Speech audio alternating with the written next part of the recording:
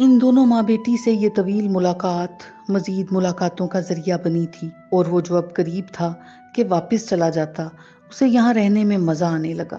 چی جان کی گفتگو، ان کا رکھ رکھاؤ، ملنساری اور وزاداری اسے بچپن میں بھی فیسینیٹ کرتی تھی۔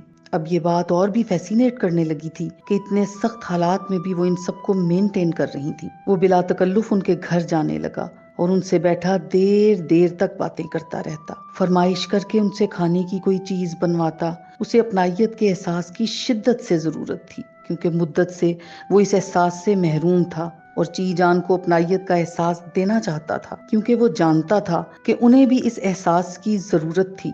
اس دوران اس نے اس لڑکی کا بھی بغور مشاہدہ کیا جو عمر میں بہت چھوٹی تھی، مگر اپنی عمر سے کہیں بڑی ذمہ داریاں نبھا رہی تھی۔ وہ گھر کی معاشی سورس تھی، اندر باہر کے سارے کام نپٹاتی تھی، ماں کو خوش رکھنے کی ہر ممکن کوشش کرتی تھی، اور باہر کی دنیا میں جہاں کہیں سے بھی ملتی بہنوں کے بارے میں اطلاعات بھی لیتی پھرتی تھی۔